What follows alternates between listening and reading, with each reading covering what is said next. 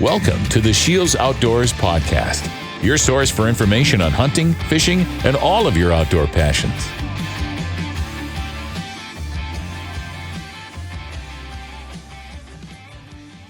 Hello, everyone, and welcome to the SCHEELS Outdoors Podcast.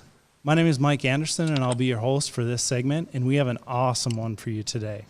If you've been on social media, you've probably seen us advertising our virtual ice series, which is happening December 8th and 9th at 7 p.m. Central Time. It's going to be a great event where we're talking ice fishing tips and tactics, giving away $5,000 worth of clam gear, and talking with some of the best in the industry. On night one, we'll have Jason Mitchell, who is a SCHEELS Pro staff, runs Jason Mitchell Outdoors TV, and has a signature line of ice shacks here at SCHEELS. He absolutely knows his stuff. We'll also be joined by Matt Johnson of the Clam Ice Team, who plays an integral role in research and development for clam products and puts all kinds of fish topside. On day two, we're going to have Jason Mitchell again, and our second guest is actually joining us today in this podcast, and we're not going to be stealing the thunder for that, talking about any ice stuff, but we want to introduce to you today the one and only Mr. Samuel Sobi, a.k.a. Sam Sobi, the blogger, the YouTuber, the crazy, energetic ice fishing machine. How you doing today, Sam? Mike, thank you so much. I'm doing amazing. And first and foremost, I want to say thank you guys so much for having me on here. Thank you for the opportunity. SCHEELS has Ferris wheels in their retail stores. They have podcasts. What is next? Are you guys even a retail store, or are you just an outdoor fun land now? Oh, I'd like to say we're just an outdoor fun land. You know, we got a little bit something for everyone. No, but seriously, thank you so much for having me on. I'm pumped. Like you said, we're not going to steal the thunder of the virtual ice series because that's going to be an amazing event. If you guys are not registered, make sure you go register. Like Jason, Matt, they're going to talk about amazing stuff. But today, we're just kind of warming up. We're kind of warming up here. Warming up, just a little pre-party, you know. Absolutely. So why don't you tell us a little bit about yourself? Why you got into fishing? Why you got into YouTube? Why you want to share those passions with everyone? Totally. Well, Mike opened it up amazing right away. My name is Sam Sobi. Well, my real name is Sam Sobiek, but everybody kind of in high school just called me Sobi. So I just kind of rolled with that from there. And I love fishing, but I love the outdoors in general. I'm just an outdoors nut. I like anything that gets the adrenaline pumping. And it seems like it's been a crazy roller coaster or domino effect going from playing with GoPros when I was like 15 and fishing little local derbies to what it is now. And the whole YouTube thing it's been amazing. Mm-hmm. Yeah, it's been quite a ride. So like, how did you initially get started with that? And can you kind of just go through the process of where you started versus where you are right now? Kind of like the equipment you used to get started and what you're kind of using now? Totally. So I feel like I first started playing with a GoPro maybe when I was like maybe 14 or 15. And that was kind of like right when the Gen 1 GoPros came out. That was just your original GoPro. And it was sweet because they were expensive, but fairly affordable. So you could kind of get your hands on one and start playing around with it. And that's when as far as TV goes, like we didn't watch YouTube videos. YouTube wasn't even really a big thing or a thing at all when I was like 15 years old. I wasn't on there. When you wanted to watch fishing content or you want to get pumped about fishing, you just turn on the TV Saturday mornings.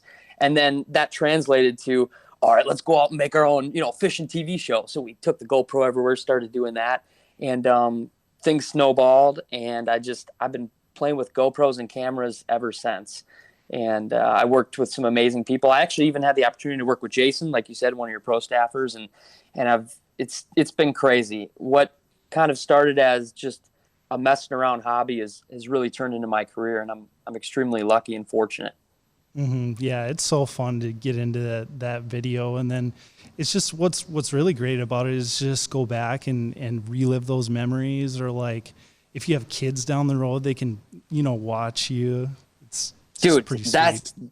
That's my biggest point, 100%, is like, if anybody right now, because I get people come up to me all the time, like, I do some cool stuff outdoors. Like, I really want to make a channel. I just haven't done it yet. I'm like, what are you waiting for? Do it, please. Like, YouTube is a free platform to put whatever you want out there as far as videos go. And even if, like you said, if all you take away from it is you get to show your grandkids you fishing or this one trip or you hiking around doing anything 20, 30 years down the road from now, like, that's amazing. I've never seen a video, and I think I've seen one picture of my grandpa fishing, and he loved to fish his whole life. So if I could go back and watch videos of him doing that, it'd be incredible. Mm-hmm, absolutely. And it's just, it's so easy to get started in today's day and age. Like you said, like YouTube's a free platform to put your stuff on, and like you don't need the most expensive stuff to put out like some pretty quality video. Totally. And like I said, when we started with GoPro Gen 1s, I don't even run the top of line GoPro now. I run like a GoPro 4 just because I really like the audio. But a lot of my buddies now are switching and just doing a lot of filming and vlogging right off their smartphones. Like, the cameras are so amazing in there. It's like they put them right up to their face, boom, boom, boom, or they buy little stands for them and they can fish in front of them. So basically everybody out there has a smartphone. So you have no excuse. Record your memories. Yeah, no excuses anymore. Yeah. So, how did you first get started into fishing? Like, who inspired you, and who kind of inspired you to really take the next step with it? Sure. So, my parents right away were instrumental in taking me. Like, we fished with bobbers, we fished with worms.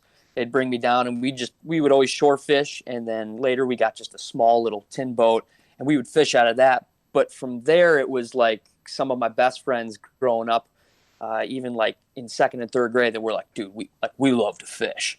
So we just became best friends right away, like my good buddy Brock. And we just kind of fed off each other and learned from each other as we went. Like, without some of my best buddies kind of pushing me and me pushing back, I don't know if we would have got into it as much as we did.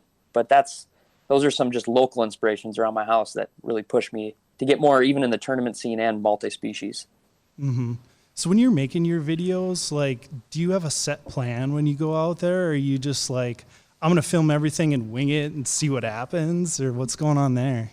Dude, it changes. Like, it seems like some days it's basically all winged almost. Like, because when I do have a set plan, I'll go out there and try to capture this or really try to wrap a story around this element, and it never goes as planned. So it's almost like controlled chaos. I might just kind of say, we're going out here to do this, and we're kind of doing it as we go along. I still have little things in the back of my head that I try to stay on task with as far as like the story or how the video goes. But dude, it's a lot of winging it. But that's what I think makes it real and fun.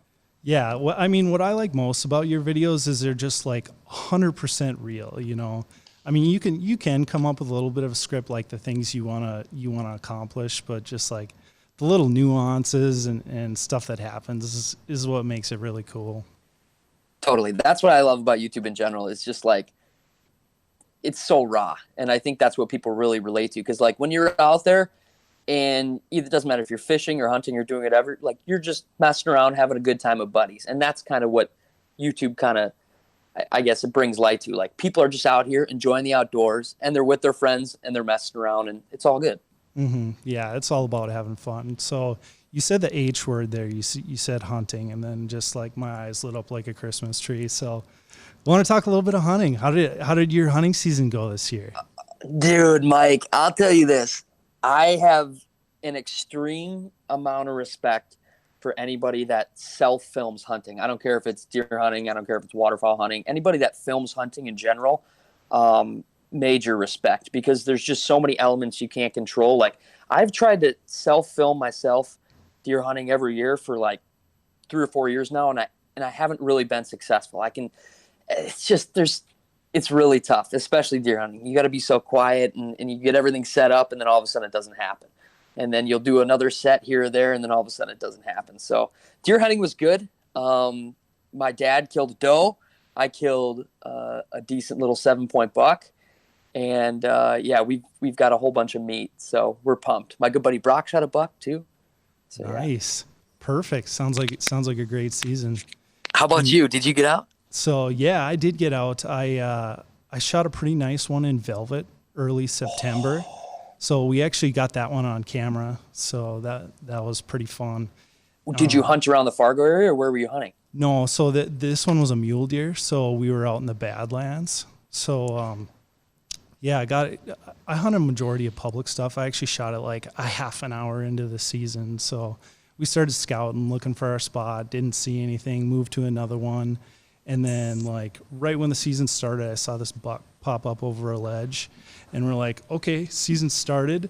Let's get the wind right and let's see if we can find him. So we're popping over these ravines, and we get to where I thought this buck was, and he was like nowhere to be seen. So we're like, all right, let's just sit on this hill. Let's have a sandwich and come up with a game plan. And I'm like 2 bites into my sandwich, and this buck pops up out of this dry creek bed, and I'm like, okay, he's pretty nice. I think we'll make a game plan for him. So, and he dropped back down into this creek, and we're like, okay, well, we'll walk the side of this ravine and pop up, and he should be there.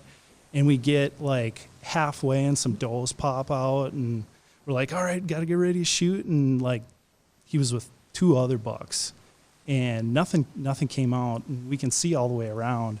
So it's like, well, he still got to be here.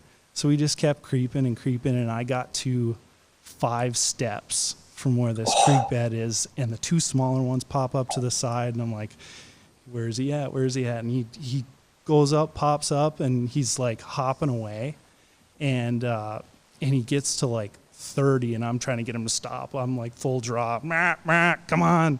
And he finally turns a little bit, and I just rocked him. So it was pretty sweet. So dude, first buck I'd ever shot. An amazing trip. Yeah, and like, so I was with my cousin. So, and I handed him the camera, so he was just filming this whole thing too. So it worked out so perfect. Was this a bucket list trip, or have you hunted in the Badlands before? No, I started hunting the Badlands like 4 years ago. So I grew up in Minnesota. You know the deal, like the big woods and some, field edges and stuff like that. And to go out in the Badlands, like all that terrain, spot and stock, just like totally out of my element, but it's super addicting. I bet. I feel like ground hunting in general is just like, it's a whole new rush, because you're right there with them, and you're just like, there's so many decisions, like probably like, I don't know, but like when you're covering that much ground and with the wind and it's so open, like, I think it'd be really intense. Yeah, it's fun. Highly recommend it. You fail like 9 out of 10 times, because like just something always goes wrong, but like just the stars aligned on that one. So it was pretty cool. Are you going to get it mounted? Going to do a velvet Euro mount on that one. So that's going to be sweet. That's going to be really sweet. Pretty excited about it. Yeah. And then Minnesota, I've just been kind of waiting for the right one. He hasn't showed up yet, but did the deer camp with the family. So had some good times. My brother played guitar for us. So nice. Was it a successful deer camp? Did you guys get a few? Oh, it's always a successful deer camp, but yeah, we did. We got a few. Nice. So. What's one thing you do at deer camp that is unique? Like, do you play a unique card game? Do you make unique food? Like, everybody's deer camp is a little bit different. So that's why I asked. Oh man, that's a good question. So one unique thing about our deer camp is, like, my grandpa used to have a wood shop, and he ended up passing away. But what we did was we took that wood shop and we made it into like a full-on deer camp now.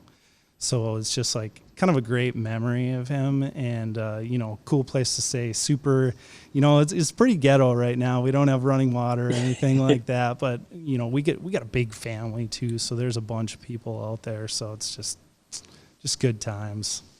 That's cool. It's like, now it's established. That's a place where we go, we reconvene, we do deer camp, and it's a tradition for sure now. That's awesome. Yeah, definitely something I look forward to every year. Awesome. So when I first heard about Sam Sobi, I was like, this guy is crazy. What, just the stuff he does out there, like fishing with some wacky baits. Like, I think the video that I'm talking about. Tell me a little bit about your interesting video with your crazy baits. Oh, dude, I've done a bunch of weird videos with crazy baits, whether it's making it myself or using foods you find around the house to catch bass. Like, I don't know. Like, it seems like that's the cool thing about YouTube and about making videos is you're the director. You know what I mean? You can make crazy decisions. You can formulate crazy videos and you can give them a shot. And if they fail, no big deal. But if they're successful, it's like, I can't believe it just worked. And we got that on video. So yeah, it's cool. That's awesome. What's the craziest thing that's happened to you so far while, out on the water doing your videos? Oh, dude, there's been so many crazy things that have happened. Like, a lot of crazy stuff that's happened is some dudes I used to film with and work with before, like just traveling over to different countries. Like, one time we flew into, here's just one thing that pops up in my head. One time we flew into Indonesia and we like went to, we went to this, like our hotel where we're staying, and we went in there, got checked in. There's a language barrier, but we're good to go. And then we wake up next morning, come on down, and we're going to plan to kind of rip around the city and then find some spots to do some fishing. And the front of the hotel is like all locked up. And we're like locked in. And we're like, what? And then we see everybody from the hotel that's staying there is like definitely in the hotel still. Nobody left. We go look out our hotel room. The city's empty, like lockdown, like kind of a COVID thing, but even way more intense. And we come to find out later, it was like National Quiet Day there. And it's totally illegal to go outside. You can't, it was part of their religion, part of their practices. And we couldn't go outside. We could not leave. Airports were shut down. We had no clue this was happening. So that was just one thing that you might not see on camera. It's like we were locked in on Quiet Day in Indonesia. That's insane. And like, how do you account for that? No, we had no idea. Like, absolutely no idea. There's locks on everything. There's cops just patrolling the streets. So it was crazy. Yeah. But besides that, we've had a lot of we've had a lot of cameras hit the dirt. We've had a lot of drones caught in trees. There's so much stuff that's not captured on camera that I wish we could put everything, or somehow I wish there was always like a third person out filming what happens, because that's when the crazy stuff happened. Mm-hmm, absolutely. So how has this year affected like what you do? Sure. Well, this year's affected mainly kind of my job with travel. Is there's so many different places I kind of wanted to go and fish. I stayed local throughout most of the summer, and I kind of fished around my area just because of COVID and stuff. But I had all these different plans to go up to Canada and chase muskies and do some giant walleyes and do lake trout stuff, and that's not possible right now. So it's affected it mostly with travel. Mm-hmm. Yeah, I was, I had the same issues with travel too. Like we had this trip planned to go up to Winnipeg and chase greenbacks, and like we had it all planned out. I was so excited for that trip, and like it literally was scheduled the week that the border closed down. Like, cause we were, checking border closures. Like, are we going to make it up? Like, if we make it up, are we going to get back? But yeah, it's just, it's a frustrating deal, but it's just, you kind of got to make the best of the situation. And it seems like you've been doing pretty well so far. But I will say, on the flip side, because of COVID, I feel like a lot more people are getting into fishing or trying fishing or the outdoors or hunting for the very first time. So with the negatives comes positives too in our industry. Mm-hmm. Yeah, absolutely. So, dude, you got to make it up to Winnipeg this year if they do open it up. I will say, like, it's sick up there. It's really cool. Oh, I know. I've been up there one time. So, and it's incredible. It's like, it's definitely a formidable lake. The first day we went out there, it was windy, terrible conditions. We got out there, we fished all day and like did not get a bite. So went out there day 2, and I'm like, God, I hope this doesn't suck again. And like just hit my rip and wrap, and I just got clobbered. First fish I caught was 28.5. Second one, my gosh. Yeah. Did you even mark it, or did you just like fly in and boom? No, it flew in so fast I had no idea. I wasn't even looking at my hole. I was just like kind of looking around, seeing where the people were at, and it just like literally almost took the rod out of my hand. God, and they're beautiful too. Their color, that kind of like the greenish metallic silver, it's really cool. Mm-hmm. Yeah, I mean, they look cool in pictures, but like to hold one and see it firsthand is just like awe-inspiring. That's super cool. Well, if they open that back up, I definitely need to get up there. Like, it's been a while since I've been to Winnipeg. Yeah. How many times have you been up there? I think twice, only twice. And kind of same deal. Like you said, we'd go out for a day and we'd struggle. Or maybe we'd have a few hour lull and we'd be moving. And it's like, there's not a whole bunch of structure out there, but there's a bunch of like ridges and your pressure cracks and stuff like that. And we're just kind of fishing that. We didn't know what we were doing when we were up there, but we caught a couple big fish, just like you said, very just out of the blue, came rolling through. And mm-hmm. Yeah, it's a blast. It's so fun to just explore new places and learn things on the fly. Totally. And it's fun doing it yourself too. Like I've got nothing against guides. I love guides. A bunch of my buddies are guides, but sometimes it's like, let's just go out there and do it. And if we fall flat on our face, whatever. But if we make it happen, it's so much more rewarding. Mm-hmm, for sure. So, and walleyes always have a special place in my heart. That's what I, kind of grew up fishing. My dad is way into it. But so me being a walleye guy, you're a bass guy, aren't you? Yeah. For the most part. Oh, yeah. So I want you to convince me why I need to become a bass fisherman. Sure. Here's the first thing I'd say. If you're a walleye angler and you're on the fence about being a bass angler, they're extremely fun to catch. But you know that walleyes are fun to catch too. But I think a lot of it transfers over in finding bass or chasing the bait. And there's a lot of deep water presentations for bass that I feel like can transfer over to walleye and vice versa. That's why I'd really like to be a better walleye angler, because I think there's a lot of things I could be doing, especially like on the finesse side of stuff that could really up my bass game, and vice versa. If you're got more into bass fishing, it might up your even shallow water walleye game. Mm-hmm.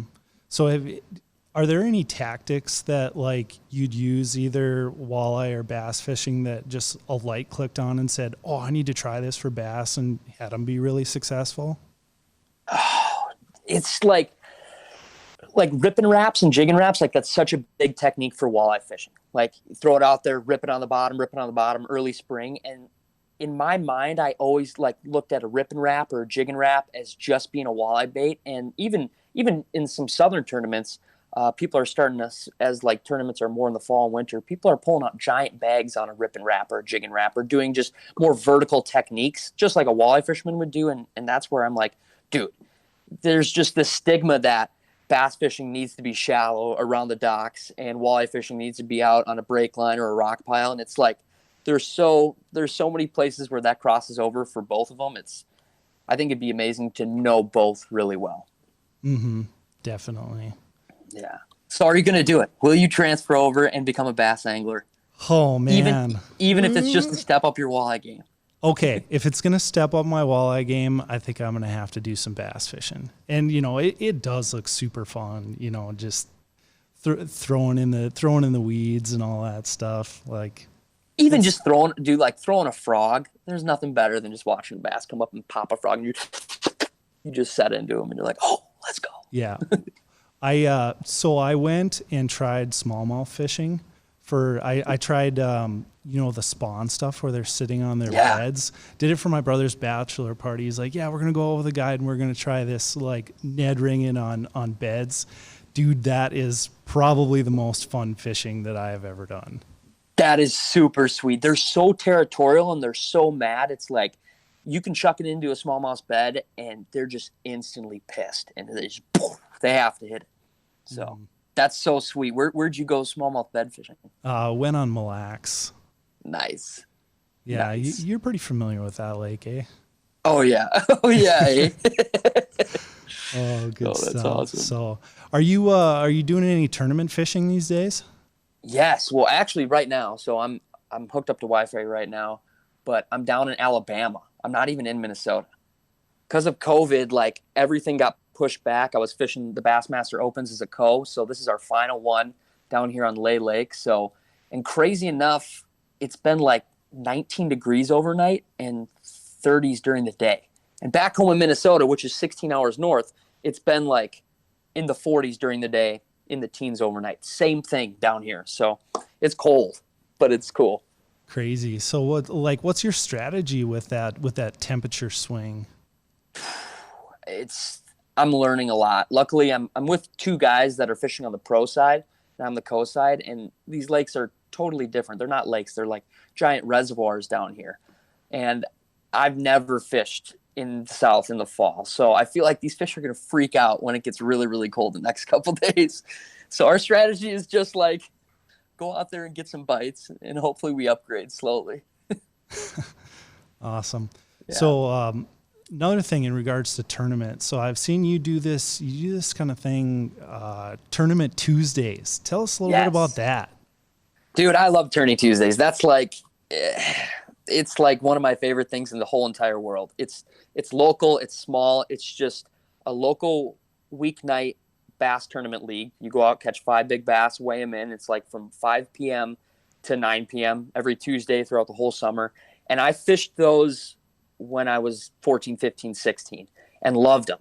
And then obviously went off to college and blah, blah, blah. And then when I kind of came back home and started getting more serious with YouTube, I'm like, dude, I'm going back doing Tourney Tuesdays. And we just kind of started filming it, and it seemed to take off, and there's been a lot of positive feedback from it, just because I think it's kind of grassroots tournament bass fishing. It's homegrown, and people are really competitive over it. I am too. It's fun. For sure. Yeah. Just fishing around with your local buddies or locals around gets super competitive. And, that's something that anyone can do, even if there isn't like a local tournament. You can just get a group of guys and create one, do side bets or whatever. Exactly. Anytime you can get together with buddies, talk smack, and you throw a little money down on the line, or maybe you throw this bragging rights or this bet on the line over fishing on waters you grew up around on, it's like, that's high stakes. That's serious high stakes. Very nice. Heck yeah. So, have you done any local walleye derbies or any walleye challenges with your friends, or is every time you go walleye fishing just jig head in the middle with the boys? No, I haven't done any tournaments besides like, just with my buddies, throwing bets on like, hey, I'm going to catch more fish. So sure. Or big fish bets. Yeah, exactly. So, but it would be fun to get into it. So we have, there's quite a few people around here at SCHEELS that get into the tournament stuff. So got a buddy, awesome. Jaden, that gets into that tournament fishing. They usually do pretty well. So it's fun. Very cool. Very cool. Mm-hmm. So what can we expect next from Sam Sobi? Dude, you can expect a bunch of ice fishing. Like 2020, 2021 ice season, I'm kind of getting my ducks in a row, and I'm getting different trips planned out, and I think it's going to be the best ice season yet. I've got a lot of big plans in the works. On the open water side, I've filmed a lot of cool stuff in the fall that I haven't released yet, that I'm probably going to release in the spring, like some big series. Like we put all our ducks in a row, and we put all our eggs in one basket to film a really epic production. And that's going to be really cool. I've been kind of hiding that. Nice. So that's definitely something different than what you've usually been doing, isn't it? Yeah, it's big. It's like a much higher production, and it's going to be really cool. Mm-hmm. Very cool. So where can we see that, and where can we where can we find your YouTube and your social media stuff? Totally. On YouTube, you can follow me just by typing in SOBI. Sobi, that's the name of my channel. Go on there, subscribe. It's free to subscribe if you're new to YouTube. When you hit the subscribe button, it basically just gives you notifications when myself or other creators post videos. So go on there. Please subscribe. I'd appreciate it. And then on Instagram, my handle is Sam_Sobi_. And I try to be pretty active on both of them, giving updates and throwing content out there of what me and the boys are up to. Yeah, very nice. You're definitely really active on stories on Instagram. I'm seeing you scroll in, scroll out, big nose in the face.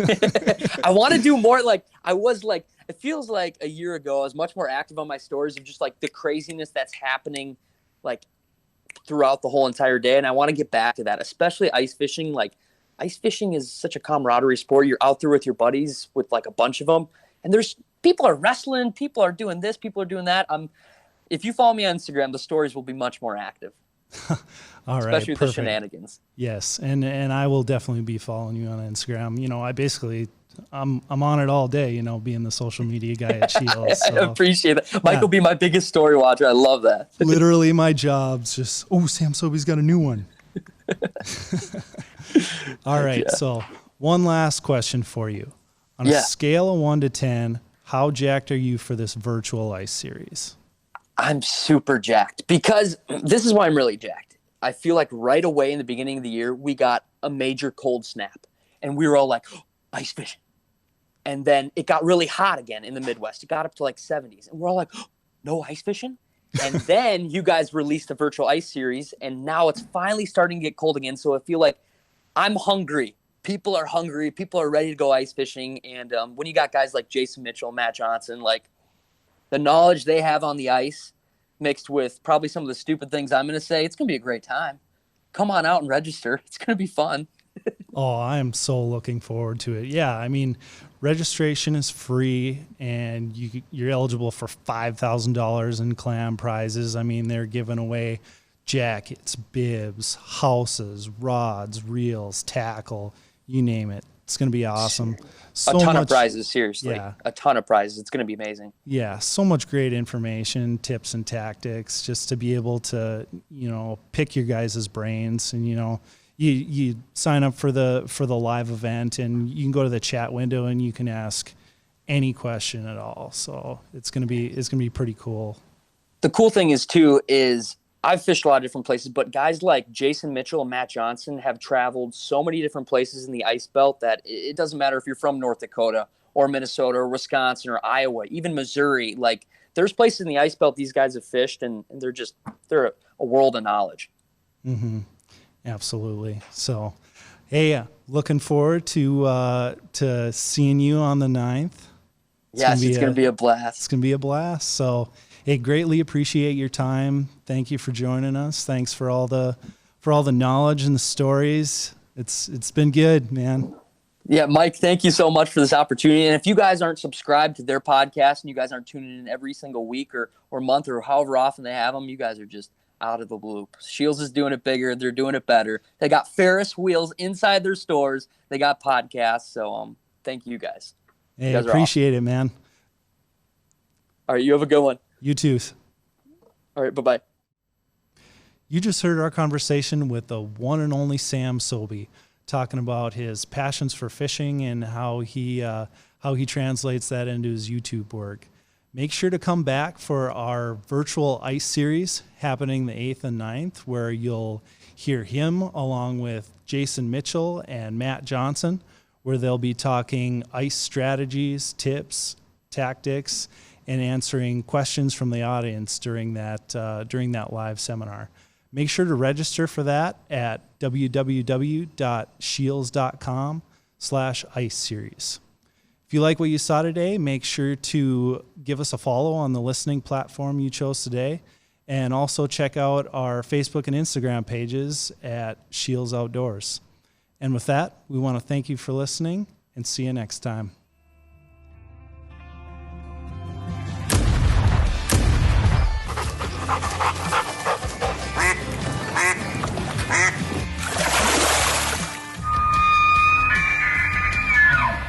Thank you for listening to the SCHEELS Outdoors Podcast. Stay tuned for future segments and visit our social media pages, SCHEELS Outdoors on Facebook and Instagram, for daily updates.